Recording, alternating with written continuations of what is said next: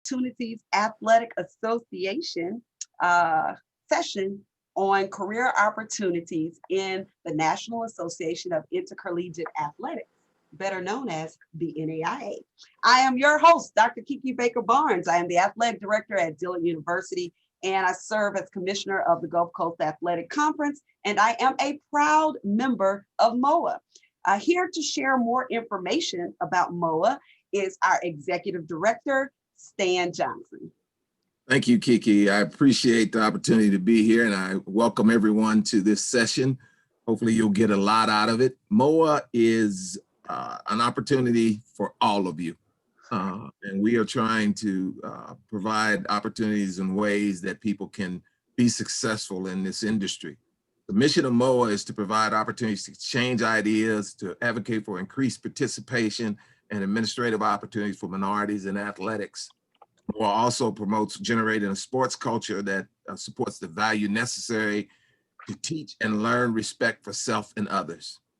We were founded in 2000 with 6 individuals that got together at the NCAA convention in Indianapolis, and we kind of went along for a couple of years trying to figure out what we wanted to do as an association. We had about 125 members. And then in 2005, we began to talk with NACTA and have a conversation about partnering with NACTA. In 2006, we became one of the NACTA affiliates, and we partnered with NACTA in that process. We've now grown to over 900 individuals in our association and over 400 institutions that participate. We have a board of directors, which Kiki and Jason Horn are part of, both from the NAIA. We encompass all divisions 1, 2, 3 of the NCAA, of course, the NAIA, all divisions, and the National Junior College Association as well. So we're open for individuals who are interested in becoming members of MOA. Our fiscal year runs anywhere from January to December, January 1 to December 31. So we use a calendar year for our fiscal year.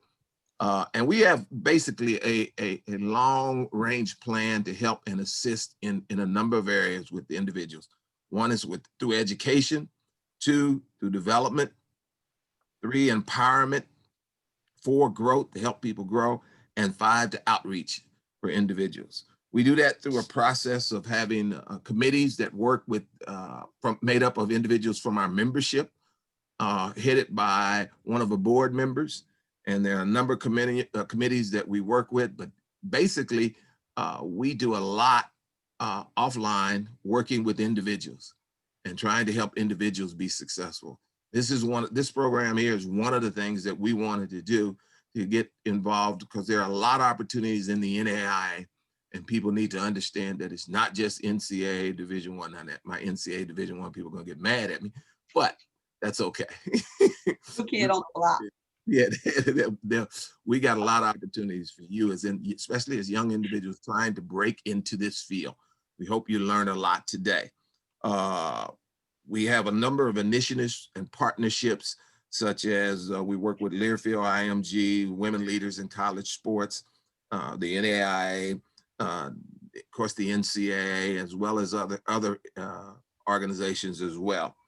And we have a number of awards, scholarship, and grants that we give every year. So we want to make sure that you are aware of what MOA is here for. It's here to assist you as individuals. There is a student athlete, There's a student fee that we have that's very minimal if you want to join and become a part of this membership. That's basically it. I don't want to spend a lot of time talking about MOA, because you'll find out more from these individuals who are all participants and members of MOA. All right. Thanks so much, Stan. This session is being sponsored by the NAIA Conference Commissioners Association CCA RISE program and the NAIA Athletic Directors Association Board. I'd like to invite the president of both of these associations to just share a couple of brief remarks prior to us getting started. First up, Rob Cashel, who's president of the Commissioners Conference Association and commissioner of the Cascade Conference. Rob? Well, thank you, Kiki, and good morning to everyone from the West Coast. out here in Oregon. And just really want to take a moment and thank MOA and Kiki and Stanley for this opportunity for CCA Rise to take part in this programming. We are a relatively new organization from a standpoint of our initiative. RISE stands for Respect, Inclusivity, Support, and Education. And our goal is to really provide opportunity and training and programming for equality and participation amongst intercollegiate athletics in every level. And so we are infantile in our organization, but excited to learn from all of you, and just very thrilled that one of our initiatives, which was to partner with MOA, has already been achieved, and we look forward to a very long relationship partnering with MOA. So thank you, Kiki. Thank you, Rob. And next up, Joe Glover. He's the president of the NAIA Athletic Directors Association Board and athletic director at Indiana University Southeast. Thanks, Kiki. Really appreciate being able to be here today. Really appreciate being able to help sponsor this awesome educational opportunity representing the NAIA ADA. This is really one of our passions, to be able to help educate and help leaders come into the profession that we love so much.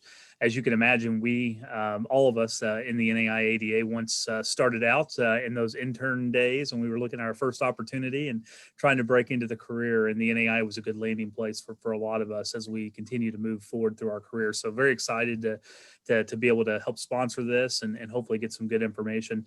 Quickly, the NAIA Athletic Directors Association is a group made up of athletic directors across the NAIA. Our goal is really to engage our athletic directors with meaningful collaborations, forums, national recognition, and empower our athletic directors in their professional development and leadership roles within the NAIA, and to promote the NAIA Athletic Directors' collective voice on issues affecting membership in college athletics on a national scale. So that's a little bit about what we do and what we're here to do. We're here to support athletic directors and help that next generation come in to our association. So again, thank you for having us. Glad to sponsor, and looking forward to a great session. Thanks, Kiki. Awesome. All righty. Well, now we get to the fun part. I'd like to tell you a little bit about the NAIA first. The National Association of Intercollegiate Athletics is headquartered in Kansas City, Missouri. It's a governing body of small college athletic programs that are dedicated to character-driven intercollegiate athletics. Since 1937, the NAIA has administered programs dedicated to championships in balance with the overall college educational experience. Each year, more than 77,000 NAIA student athletes have the opportunity to play college sports. They earn over $800 million in scholarships and compete for a chance to participate in 27 national championships. And I think we were the first association to do championships in cheer and dance. So there's opportunity there. Just a few housekeeping notes before we begin and I introduce our panelists. Please make sure you're on mute as our presenters are speaking. The first 30 minutes of this, we will spend I'll ask some questions to our panelists, they'll answer those. And then the second part of this will be the opportunity for you to ask questions via the chat, okay? So we have 3 awesome chat moderators. One is my co-conspirator, Jason Horn, in all things NAIA. He serves as a member of the NAIA ADA board. He's also on the MOA board and is the athletic director at Xavier University. Our other committee member, Allison Kern, who is the athletic director at St. Xavier University, and our final committee member, Natasha Wilson, who's at Central Methodist University. So any questions you have, you make sure you put those there at the chat, and then when we get to that question answer period, they will be throwing those questions out to the panelists to answer. I am very excited now to introduce today's panelists. Today we have 3 special individuals who again are also a member of our committee who are doing great work and building their careers in the NAIA. First up, we have Ms. Jordan Gabriel. She is the Assistant Athletic Director at Loyola University. We have Darnell Smith, who's the Athletics Director at Texas A&M University, San Antonio. And we have Earl Swift, who is a graduate assistant for athletic operations at Lawrence Technological University. Thank you all so much for serving as our panelists today. All righty, well, we're gonna hop right into it. First of all, we'll talk a little bit about your path, and I'm going to go to you first, Jordan. Can you talk a little bit about your path and what it has taken for you to get where you are? Hi, everyone. I'm Jordan. So I originally started out as Division I softball player here in Southeast Louisiana. My senior year, I played softball at a small NAIA institution in West Virginia. And then from there, I was a graduate assistant at an NCAA Division II university, where then I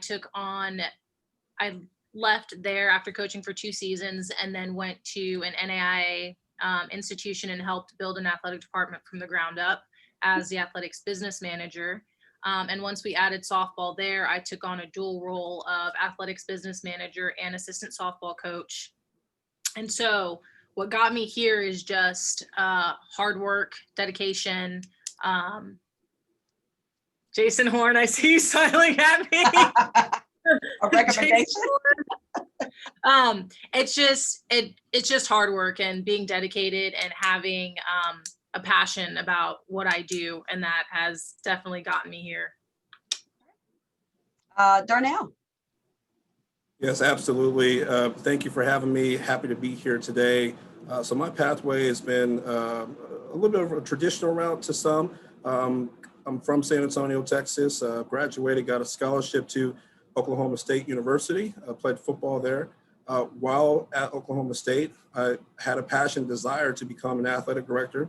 And the people there believed in me and put me on a pathway to be able to take those steps. So while at Oklahoma State, I interned in compliance and cut my teeth there. And then after that, kind of transitioned to outside of athletics to work for the United States Olympic Committee out there in Colorado Springs. Again, my dream was still to become an athletic director. I made my way from there to University of New Mexico as a director of athletic compliance. So now I'm at leading a department at the Division I FBS level. Made the transition to University of Central Oklahoma. I say this, my wife is from Oklahoma City, and happy wife, happy life. Made that transition to University of Central Oklahoma and was there, worked my way up from director of compliance to assistant athletic director, overseeing several different areas. I was also deputy Title IX coordinator, et cetera. And then the opportunity at Texas A&M University of San Antonio presented itself, and I jumped on it in a heartbeat. And I've been here sprinting since January. So thank you. That's a long sprint, Darnell. All right, Earl, tell us a little bit about your path. For me, it was a very interesting road. I started at Adrian College. I played basketball there for 2 years. Then I transferred to Western Michigan. I didn't know I wanted to work in athletics until my senior year. So, I only had 1 year of experience in athletics, intern at Western Michigan. And also, I really didn't know the proper steps for furthering my career. I thought something was just going to really just fall out the sky. Luckily for me, my boss at Western was always trying to push me forward. He kind of gave me a blueprint for what I needed. I applied for about 12 schools to become a GA, and I got turned down by all 12. So it was very discouraging. In fact, I initially gave up on working in athletics. I was just going to just be a normal college graduate, just get a normal college graduate job, work at a bank or sell cars or something of that sort. I applied to actually work at Enterprise, which hires every single college graduate on planet Earth, if nobody knew that. And I was on my final interview with them before my old boss at Western. He sent me a link to a grad assistant position at Lawrence Tech. I was kind of over it, but I applied anyway, and they called me literally hours after me applying. They asked me, was I ready to do an interview? When was I ready to do an interview? And I told them I could do one right now. So very sudden. It was very sudden, but I already had a plethora of interview experience from getting turned down by 12 schools.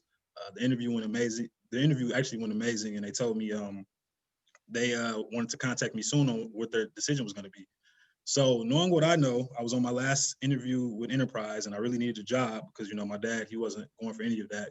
Being a college graduate, he's like, listen, you got to hurry up and find a job and get out of here. So I told Lawrence Tech, hey, I have another school really, really interested in me, but I want to be with you guys. You're close to home. I like the program and everything. And first off, I don't recommend anybody lie like I did, but it worked in my favor. Lawrence Tech called me the next day and gave me the position, and the rest is history. So it's very untraditional, but it worked out for the best. So Earl is Earl, so you were bluffing, huh? Sometimes you gotta bluff a little bit, but it worked in my favor. If it was meant to be, it was gonna be meant to be, and it was. So it was all good. Wow. Okay, that's great information. Let me say this before I move to this next question. I'm really glad to have the voice of someone who is just kicking off their career. I think if you didn't hear, he had 12 interviews and didn't get a yes on any of those interviews. So I think that also kind of speaks to somewhat of your persistence. And I think Jordan mentioned working really, really hard. You know, you just kind of kept pushing. So I think that's kind of a key theme as we're thinking about wanting to have a career, what that looks like. That's going to be a key to you having success. Moving to our second question, Darnell, I'm coming to you. What inspires you about working with the NAIA? Yeah, absolutely. So, there's a lot of things that inspire me about working with the NAIA. The things that come to mind as the director of athletics of a program in which we're building from scratch and we're growing is the support that comes from the NAIA. I've had no shortage of athletic directors and other administrators out there reach out and lend their hand, particularly looking closer to home within the conference. All the ADs have been extremely supportive, as well as the commissioner and presidents. So the support comes in mind, plus the opportunity to be able to do whatever you want to as an administrator and grow. So as we talk about the careers and we talk about access, the NAIA allows for so many ways to access opportunity for jobs, opportunity for experience, opportunity to be able to work collaboratively with other industry leaders. Another thing that comes to mind that's inspirational, also, Dr. Baker Barnes, whenever you're talking about the history about NAIA, the history also includes the intentionality looking at HBCUs and historically black colleges and universities. But so knowing that history and being African American was inspiring too, because I know that there's collective support as I look to grow myself. Wow. Yes, that's very true. And when you talk about the historical piece of it, the NAIA was the first to allow HBCUs to participate in championships. Yes. Yeah, absolutely. Yes. Very good. Very good. Earl, I'm coming to you. What? I'm sorry. Go ahead. What is a job you didn't know existed in athletics before you started? I feel like I could speak for a bunch of people in saying my initial goal working in athletics was to be an athletic director. Mm-hmm. It still is, and I know eventually I'll get to that moment, but originally I thought that was the only job in athletics, was just to be an AD. Well, when I started out at Western, I thought the AD did everything, but as I started to grow more and more, you see all different types of areas that are useful. I started to understand that an athletic department is only as good if all the levels are coexisting and working along the same tune. I knew there were coaches and trainers, but I started to see how big media communications played a role. Mm-hmm. How sports information was very critical. Then you have academic advisors, and then the biggest area, compliance, which I knew nothing about until 2 years ago. With that role, you have to make sure everybody is following suit, make sure everybody is following the aligned rules, and without somebody knowing what they're doing in that area, your program will not function. So athletic departments are very huge, and there are jobs in a lot of different areas. The goal is just to kind of figure out what your niche is. Yeah. And you mentioned communications. What were the other ones you mentioned? Sports information. So SID work. Yeah. I said compliance. And obviously you have coaches and trainers too. So it's a real big family, and you just got to all try to work together to make it work at the best of its ability. Yeah. There are so many different areas, and I'm glad you brought that up again. There, the athletic director is only one person, and if any of you are former or current athletes or former athletes at some point, that it takes a team to pull it all together. So even with just this role, that there are so many other opportunities, and those were some great ones. Athletic communications, athletic training, the business, the people who good with the money. Any of y'all good with money? You like to count money? The business operations people, hey, that's a great place. We need somebody to manage the budget. If you're very good at speaking with people and you can get people to listen to you and agree to give you the money, then you might be very good at athletic development, external relations, and getting the money. But there are so many different opportunities again for you that exist in these institutions. I'd like to go to Jordan. And I think one of the things, as you all now are trying to figure out your next step, we heard Earl talk a little bit about going through his first 12 interviews and not, connecting or getting one of those opportunities.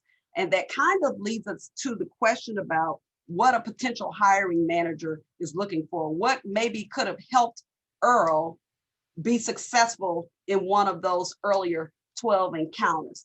Jordan, can you talk a little bit about what hiring managers may be looking for? Yeah, so it really is relevant. It depends upon the position. So it's going to be different per position in the department. But one thing we always look for is relevant experience. So you really want to highlight in your resume the experience you have. So if you are looking to be a business manager and working with budgets, definitely highlight something in your background that deals with budget management. And don't just say like my own account, because that's not going to cut it. So relevant experience, and then we want evidence of success. And so this could be, we're going to look at your advanced degrees. Did you graduate? Do you have a master's degree? Do you have a doctoral degree? Academic awards, athletic achievements. And then we're really going to look at your willingness to do other duties as assigned, because at the NAIA, most schools at this level are relatively small. And so our budgets are small as well, which means our departments are small. So we're not going to have, if you look at LSU, their athletic department probably has 200 to 300 people, and each person has a different role. When I was at A&M Texarkana, I did the budget, I did purchasing, I did camps, game day management, game day operations, compliance, internal audits with the A&M system. So you have to be willing to do the extra work. You can't say, that's not my job. If somebody asks you to do something, be willing to do that and have that highlighted on your resume.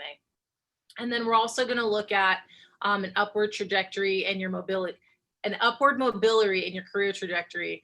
And it's funny that I have this question because I actually spoke to my AD yesterday a little bit about it. And he said that one thing he saw on my resume was there was that upward trajectory. So I went from an athlete to a GA to a coach to an admin who then took on a coach's role, who did X, Y, and Z, which were not defined as my job description, but I still did them. And so that really plays a role in being seen and standing out to a hiring group.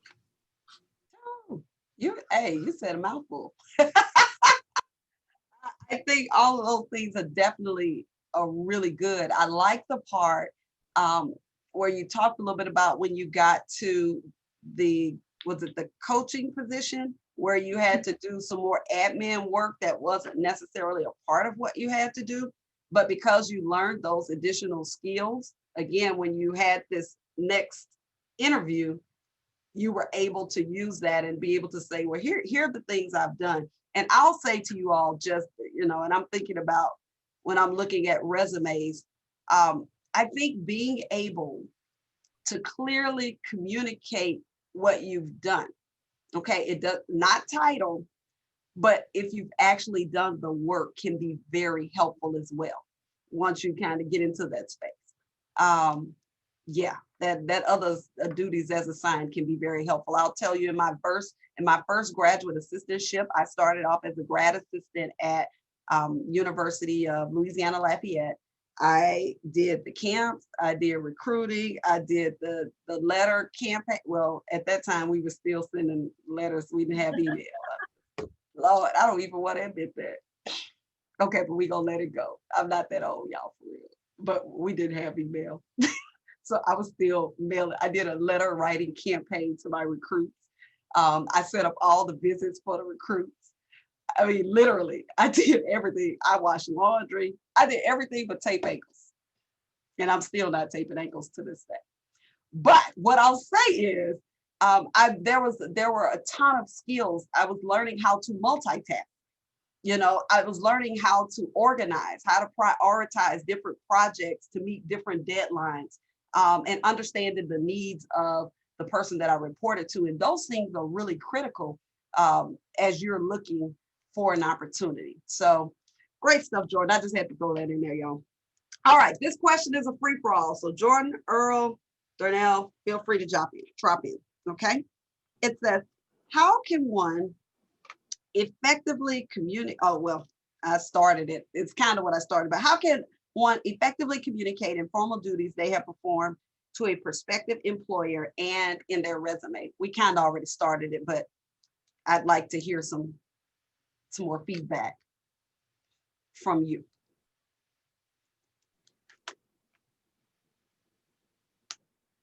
Hey, Kiki, could you repeat that question again? How can one effectively communicate informal duties? That's kind of where we were going, but how can they effectively communicate the informal duties they have performed to a prospective employer in the interview and on their resume? Yeah, it comes down to really just the communication. I mean, to each person, there is a strategy and there is a way. But you also have to make sure that personally, you understand where your positionality when it comes to the interview or when it comes to a particular opportunity. Conversations often early with supervisors, with managers can benefit in this occasion, but also understanding more succinctly your why, what drives you. Because if you don't understand that, then it'll be hard to articulate that in any other type of form. So I would also suggest to write these things out, to kind of rehearse, to perform, and also practice that with a colleague or with a manager to kind of see how it comes across. So again, positionality and what strategy works best for you, but practice and do it often, and get some people that can give you some constructive feedback that you can take to heart will be meaningful and helpful at the end of the day. You mean I really have to practice? I would say practice. I know the whole Allen Iverson skit, but different contexts. Yes, I would definitely recommend it because you want to be polished, in my opinion. So if you're taking any type of question to anyone, you're trying to get to a conclusion, you're trying to get to an answer, you're trying to figure out the best course of action. And so for me, the more that you understand it through practice or through repeated conversations, the better off you can be with being succinct with your delivery. Very good. Earl, Jordan. Well, Jordan, you kind of already started it, but Earl, do you have any thoughts? Yeah, I can kind of chime in. I think Darnell kind of hit it right on the head, Jordan as well. The one thing I learned now from that I wish I knew in the past is I need to take notes and kind of know what you're getting yourself into before you do it. I was kind of just out here applying wherever and just saying, oh, I was in athletics for a year. I played basketball before, so you should take me because I know a little bit, right? But I never really knew what I was getting into at the time. And I've talked with Jason a lot of times, and he tells me this too. Kind of like find out where you want to get in. Find out, research the place you want to go. So if it's whatever school it's at or whatever organization, research it, see what they need, give them facts. Already have facts on the organization or the school. So then you could tell them like, hey, I know you guys did this last year, or I heard you guys got a new coach. Let them know. People love hearing that stuff because it's like, wow, this guy's really interested. It might even be some stuff that they didn't know that you know. So always take notes, research, and then surround yourself around experienced individuals. Like, let's say your bosses, and go over it with them. And I'm pretty sure they'll give you good feedback too, because they don't want you to fail. So do those things, and I think you'll be fine. If I can interject real quick, Kiki. So like, yeah. Jordan, I stopped talking to you and I started talking to Earl because every time we go to Loyola, she comes over grinning because they beat us. So I'm done with you, Jordan. Earl, anytime you need any advice, feel free to give me a call. Oh man, you salty. You're not supposed to show this part in the webinar. That's my guy, man. That's a Detroit connection. So that's my guy. Well, I tell you what, Darnell, were you about to say something? Yeah, just to add to that, what Earl was saying and what Jordan said earlier, and I think Jordan mentioned doing the work. And as Earl talked about, you got to stick with it. You got to put action behind it. Mm-hmm. I think sometimes You know, as I experienced being a young administrator at some point, and then seeing young administrators, especially with, you know, early on, there's always a fear or some type of hesitancy to be able to take that leap or to be able to take that next step. So sometimes in some of these leadership books, I know that John C. Maxwell speaks on it in the 15 Valuable Laws of Growth, Yep. and or Failing Forward, or pick any John Maxwell book. But they talk about being able to take a leap of faith. They talk about being able to step out and challenge yourself, you know, going beyond your comfort zone. And in some of these instances, to do the work, to be able to, you know, get these close relationships like Earl has with Jason and so forth, you have to be able to step sometimes out of your comfort zone, but you have to find your groove, your niche, to be able to figure out, how is this going to work for me? Again, getting back to the positionality. Ooh, there it is. Very good. Very good. I see we're starting to get a lot of questions in the chat. So I'm going to ask you all, and this is for any of you, I'm going to ask one more question, and then we're going to kind of turn it over to the chat moderators and then start getting through some of those questions. Can you talk about, and again, this kind of all goes together. We talked about interviewing, prep, kind of what that looks like, but the other part of this is developing a network. So can you talk about effective networking for people just starting their careers or wanting to start their career in this industry? Jordan, I see you. Yeah, so you definitely, to start, you have to step out of your comfort zone. Join a group that speaks to you. So the first group that I joined was Women Leaders in College Sports, and that's where I met Kiki. And so that group was instrumental for me because it taught me to, I mean, you wouldn't be able to tell right now, but I have this huge fear of public speaking. And so joining that group taught me to step out of my comfort zone and network with people. And so through networking there, I met somebody who previously worked for Jason, who then was like, hey, there's a job opening in New Orleans. You should apply because you kind of fit what they're looking for. And so you just need to join groups. You need to step out of your comfort zone and speak to people. It's hard. It is difficult. And if you don't know what groups to join, ask. I mean, Mo is a great place to start. Yes. Women Leaders in College Sports, they take men. It's not just for women.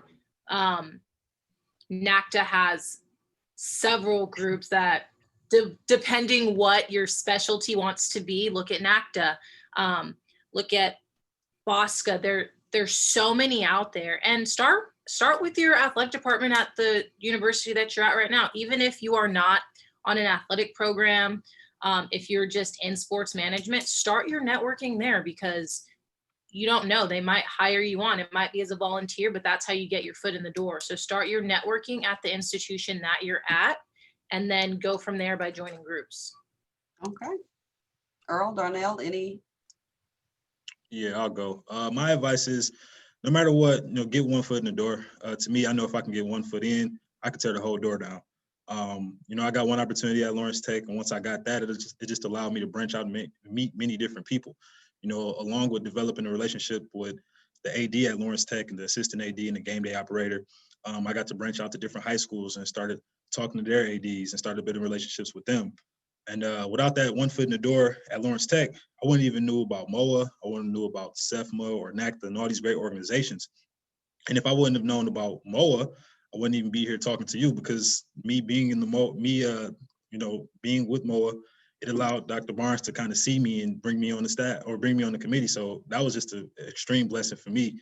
And, without me branching out and trying to be uncomfortable and joining these organizations, it would have never happened. And then also, don't be afraid to ask questions and reach out to people who are experienced.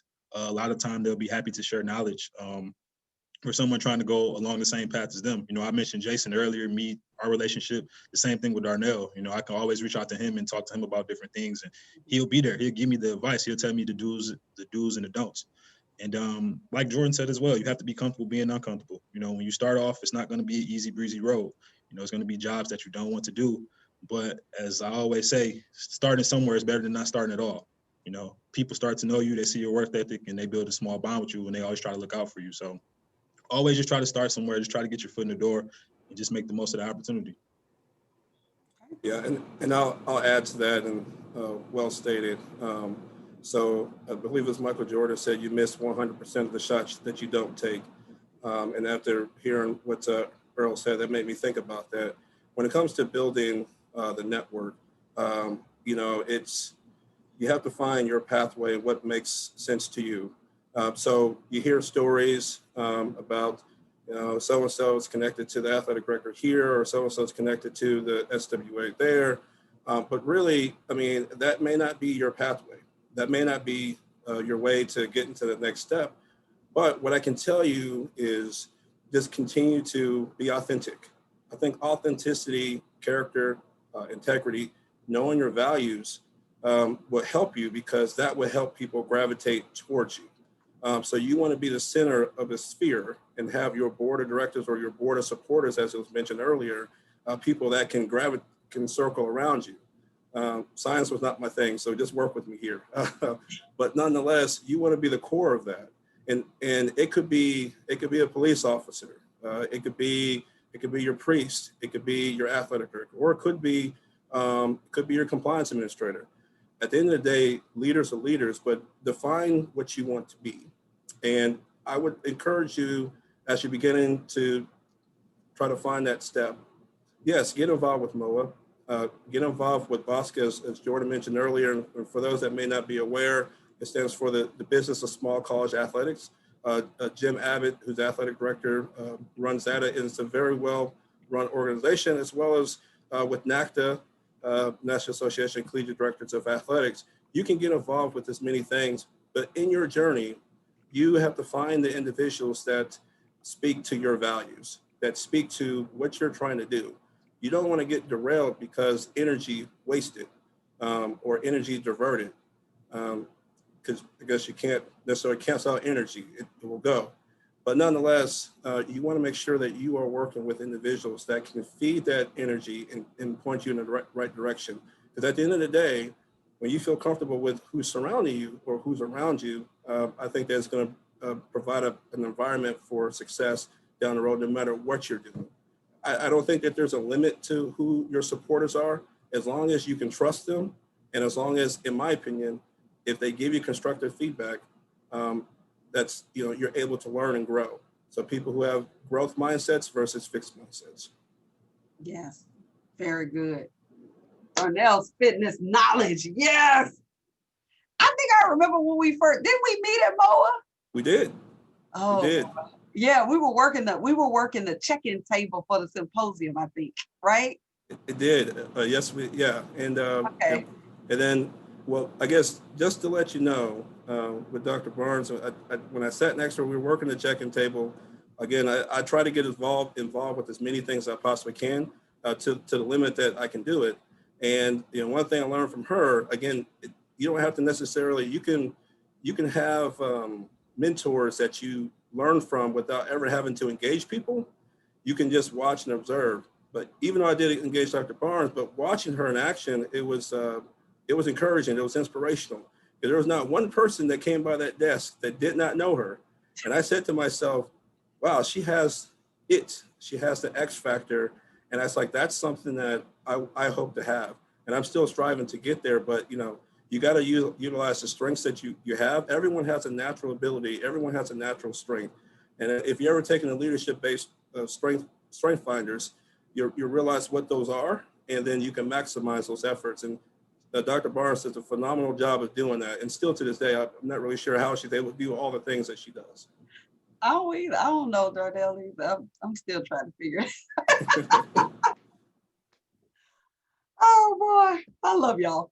All right, so we've gotten to the end of our questions, but I think that was just a phenomenal job. Like, those were great nuggets from each of our panelists, and I've kind of been observing the chat. So now we're going to go to your questions. I'm going to Natasha first. She's, again, athletic director at Central Methodist University. She'll be moving through the first question. We'll go to Allison Kern at St. Xavier University, and then Jason Horn at Xavier University, and we'll just kind of go in a circle and try to get your questions answered. And make this as interactive as we can.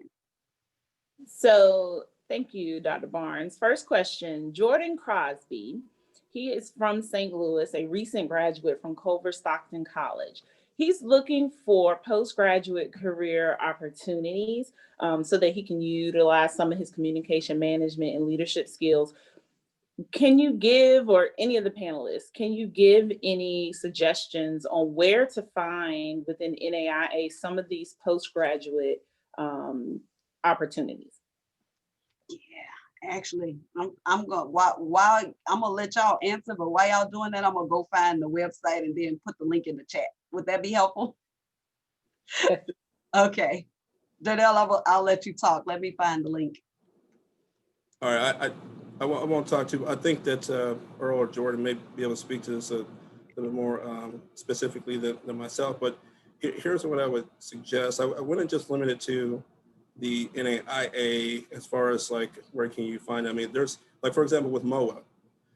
MOA, if as a member, there are opportunities, as Stan mentioned at the beginning, there's scholarships. So for example, the Rudy Keeling Scholarship, there's a Founders Scholarship opportunity.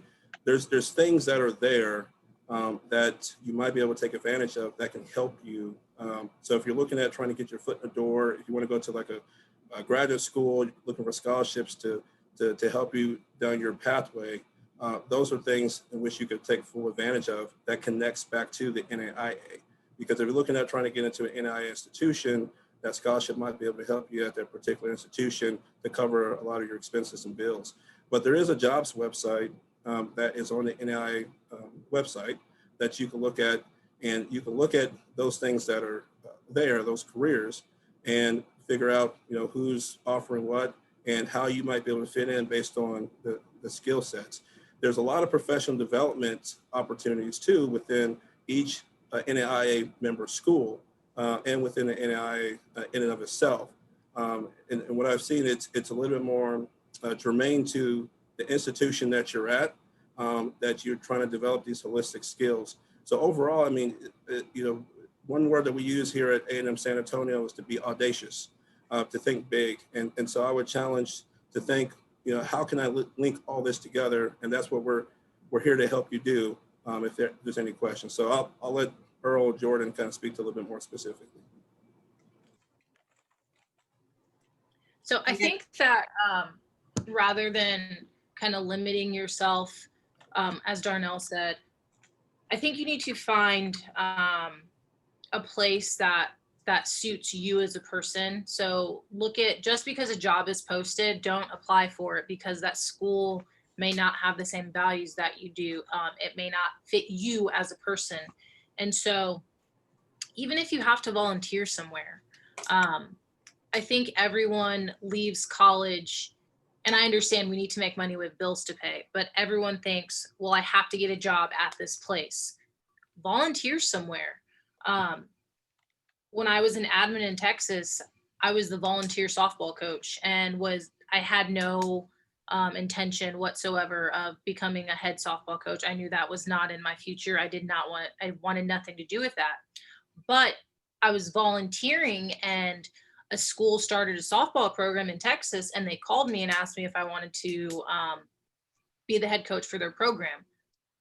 So I think volunteering at places gets your foot in the door. Even if you can't get paid for it, volunteer somewhere that has your best interest at heart and somewhere that you can actually learn, and they're going to push you in an upward trajectory. So volunteer if you can't get a job somewhere that you want immediately.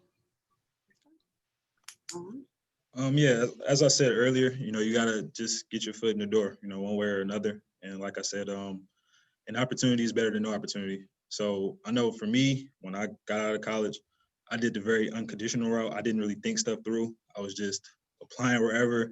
I didn't think, I wasn't thinking like maybe this would be a good fit for me. I was just like, oh man, if I could get right here, I'm gonna be good. But yeah, just like I said, do your research, you know, research where you want to be at, research what you want to do, and just see if it aligns with your values and aligns with the career path you want to go on. Don't just try to just go out and fish something random and just think like, okay, I'll just build off of that. Like, no, it's a lot of different places for you. And as Darnell said, don't limit yourself. Find out your niche and just go forward. Very good. And if I may, just real quick, Earl, you brought up something, and I was thinking about what Jordan mentioned too. Again, something that comes back is the network, those you connect with, doing the work as well.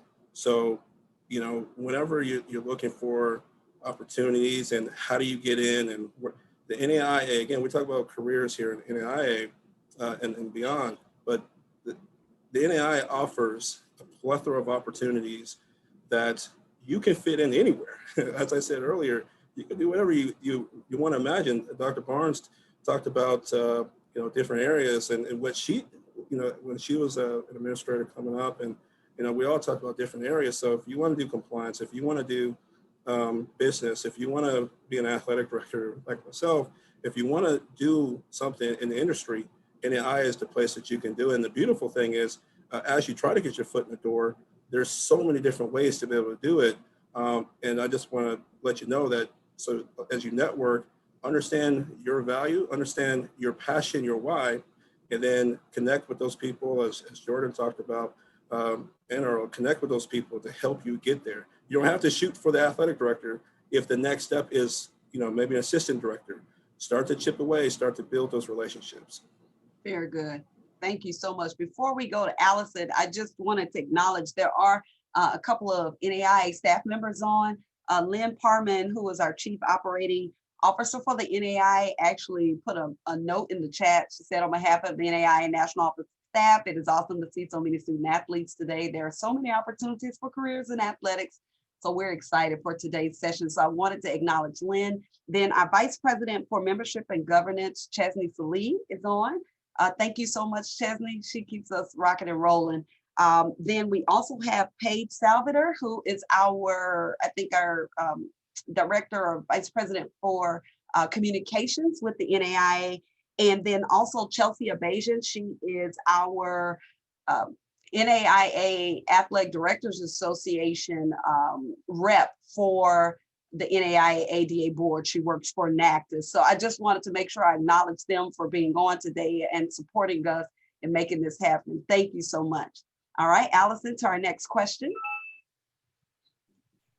Okay.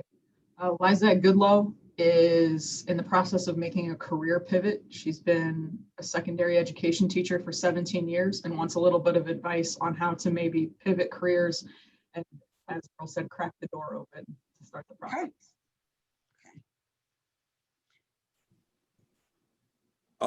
I'll jump in on this one. So when talking about pivoting careers, be able to get the foot in the door, one plug that I'll put out there. So with MOA, there are, as we call like MOA talks or webinars that speak specifically to this type of question and other questions.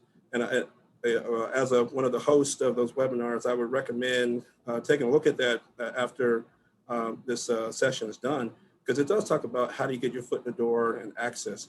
But one tip I would give, and I've said this to several people, and it's worked out for me, wherever you're at, take advantage of location, take advantage of the people around you. So for example, if I'm here in San Antonio and I'm trying to make a pivot in my career and step out when I get in athletics, as I think it was Jordan that mentioned, volunteer, do the work, get out there. You may be working the scores table, you may be picking up trash, or you may be doing some things, but every little bit helps. Again, with the NAIA, there's no shortage of job opportunities or ways to get your foot in the door. So do that. Then also, it doesn't hurt. Find someone at an institution that you want to be at. Find someone that is doing the job or the work that you like to do or that inspires you. Look at their bio, or reach out to them in an email. I find LinkedIn to be very helpful. So take advantage of those resources, but find out what do they do, and then send out an email to that person. Be respectful, because during this time, there's a lot of things going on, especially as athletic director. There's a lot of things firing off on all cylinders right now. However, If someone reached out to me and said, hey, Mr. Smith, I would love to know how you got to where you got, just like Earl did. To me, we've had several conversations, and pretty sure he's done that with others, but he's taking these steps. But reach out to individuals and ask for about 10 to 15 minutes just to be able to do an intro meeting and just to understand what was their pathway, how did they get there? And you can learn a lot from that. And I think that you can continue to chip away and continue to set meetings, but be respectful of people's time, grow, and continue to volunteer. And I'm pretty sure some doors will open at some point. Yep. Because even volunteer work can go on a resume. Yep, it sure can. Lizette says she's in San Antonio, so be on the lookout for that email.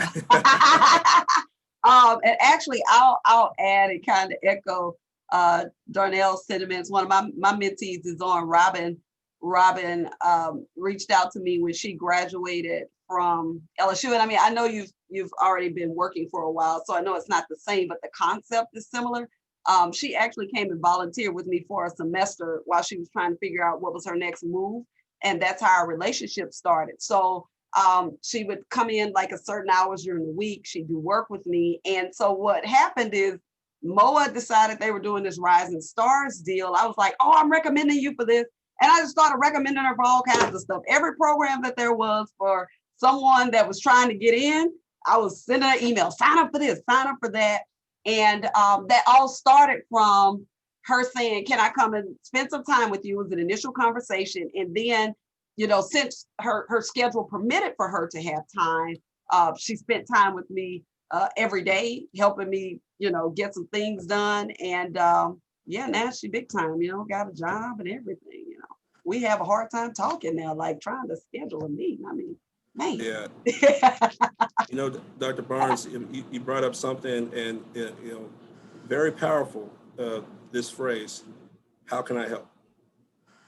Very powerful, and I think that can go a long way because it shows selflessness, but also intentionality. Very true. Jason. This question's from Tim and Thomas, international student from the Caribbean. I'm about to enter my last semester at Texas Tech as a graduate student in sports management. I did not play college sport, but I'm very interested in working in the industry. Can you offer advice to someone like me who isn't from the US and didn't play college sports? So I'll start with that.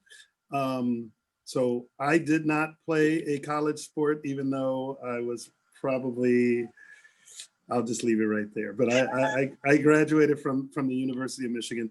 But what I would suggest is you just gotta get involved. You gotta go and say, hey, can I volunteer in your office? You know, when I was a student, I worked in the basketball office at the University of Michigan. You know, when I was fortunate that it was during the time, and I'm gonna date myself even more than Kiki, it was during the time of the Fab Five. So so I got to travel with the Fab Five. My first trip to New Orleans was a Final Four trip with the Fab Five here. 6 days, all expense paid at the Hilton Riverside. It was fantastic. But that's what I would say is go over to the athletic department, the area that you're interested in. I know COVID is really weird right now, so I think people just want to see initiative and put in your time and make some connections and really that's one way to get your foot in the door, and just to reach out to some people. Use LinkedIn as a resource and connect with people, all of the people that you've met in the athletic department, just in your passing in sports, is reach out to them. And you never know when someone's going to come back and say, hey, we're looking for somebody to help out with this. In terms of the NAIA, I'll tell you this, everybody's looking for extra hands. So some are going to be paid, most are not going to be, but sometimes you got to go right to go left. That's one of the hornisms that I use all the time around here. And really, you just got to meet some people and get your foot in the door that way. I sometimes say the sports business is like the movie business. You know, a lot of people want to get in it.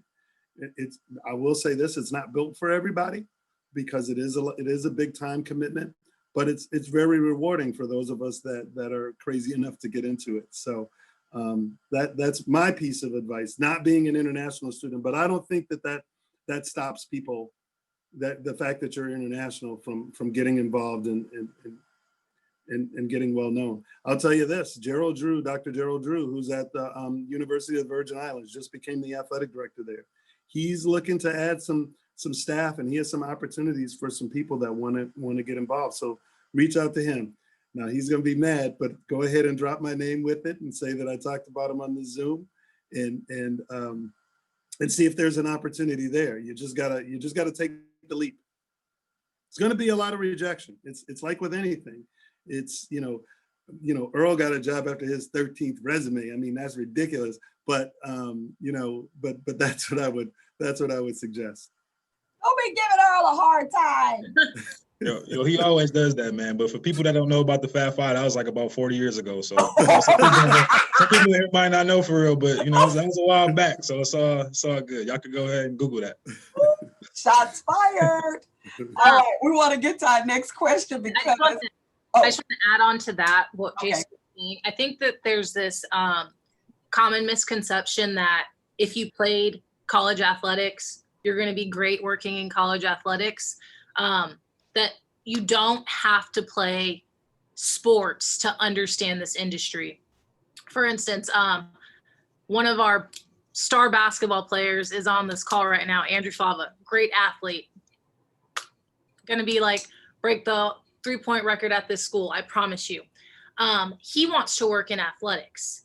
Did he know what goes into it? Absolutely not. One day he asked me if I needed help. I guarantee you he's outside this door shaking his head right now on this, because he asked if I needed help, and now he has basically become my assistant. So now he's learning the ins and outs of athletics. He didn't know what went into planning a game day. He didn't know what went into selling tickets online, or how concessions runs, or how any of that worked. He's great at basketball, yes, but he didn't know any of that stuff. So just because you didn't play college athletics does not mean you're not going to excel in a career in athletics. Just put the work in. Yeah. All right. We got a couple more questions, and we've got 5 minutes. So we need to I want to make sure we try to get those questions answered. So we're going to limit it to just one person responding, and then we'll close it out. Tasha. Okay, so the next question is from Brianna Tresser. She works currently in the federal government as a program analyst. She's pursuing her master's in sport management.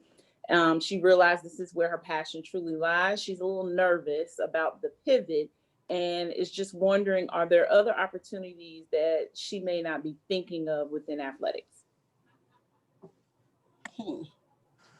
So as you kind of take a look at different things and you're in your master's program, you got to get involved with the athletic department. You got to create your network. You'll find that, I don't know exactly. I mean, it was kind of, when you said what you did, that was kind of like the TV game show response, in terms of the drill down. Do you work in a business office? Do you deal with communications, those things in terms of a program analyst? And you just gotta see where some opportunities may be within your athletic department, and just start creating your network and getting some things that and show how the experience that you have can translate to an area within sport. I think that's a key piece. Okay. All righty. Next question. We'll keep moving. Jai Butts is a North Carolina Central University senior studying sports management and a minor in business. This is another question essentially about being an asset in college athletics, and does a person who doesn't play sports have a lesser chance of getting a job within college athletics? I think we've really covered that, although I'll kick it back to the panel. To go off what Jason and Jordan have also said, I just want to put in terms of being an athlete or not, and understanding what, there's what I think everyone would agree what people think we do, and then what the job actually is. And I think, to speak for everybody on this panel, the thing that everyone's looking for the most, I think you've heard a lot of, just about everyone here talk about duties as assigned and all of that other work. Everybody's looking for somebody in sports terms with a motor.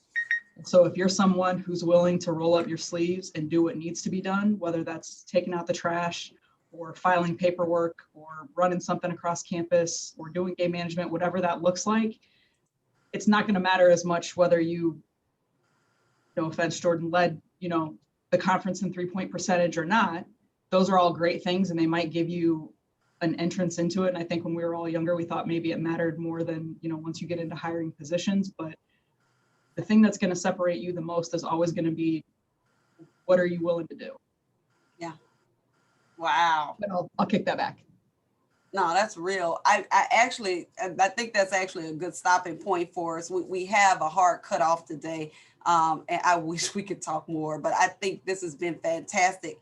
What I would encourage us to do, all panelists, can you drop your emails in the chat so that those who have, been on today can have an opportunity to kind of reach out. And, if there's some more pressing questions, we can get to those. We are really extremely grateful that you took the time to learn more about MOA, more about the NAIA and the opportunities that exist. I am going to, I'm going to be a little bit more fancy because this is what I do, y'all. I'm going to have y'all text Dr. Kiki to my number so I can get your email. And then I can figure out how to get with y'all. I want to send you an email, but I'm going to put that in the chat as well. But yeah, reach out to us. I'm sure we can find an opportunity to be able to help you again. That's kind of what this is all about. I've put the info in the chat so you can connect with me. You'll get a link where you can get some more information, and I'm interested in things that will help you grow. So, Kiki, one more piece. I don't know that this was said. What's that? So another thing about opportunities within the NAI, there is a job that make sure that you look at not just the NCAA job board. There is a job board on the NAI website. Yeah, we did. We put it in the chat for him. Must have been when Alan Green was tennis coach was in here. I tell you guys, it's when they talk about other duties as assigned, it's there. So yes. So if y'all want to connect with me, text Dr. Kiki to 38470. That's the way you connect with me. And we just want to say thank you so much again for taking an hour of your day to spend it with us. Thank you to our panelists. Woo, I wish I had crowd noise. We do. Yes, crowd noise to our panelists, to our committee members for all of your time today, for the knowledge that you have shared. Thank you for paying attention to us. We appreciate it. Follow MOA at MOA Diversity 1 on Twitter. That'll be where you can keep up with what's happening with that organization. And we'll be having another one of these in hopefully next semester. So be on the lookout for emails. Connect with your local departments if you need to keep up with what's going on. So thank you again. Stan, any final words? All right. Well, y'all have a great, great day. Take care. Take care, everybody. Bye. Have a great day. Bye-bye. Make sure you mask up. Oh, please. They shut Michigan down, so make sure everybody mask up. Oh, poor Michigan right now. I'm sorry, Jason. They struggling, bruh.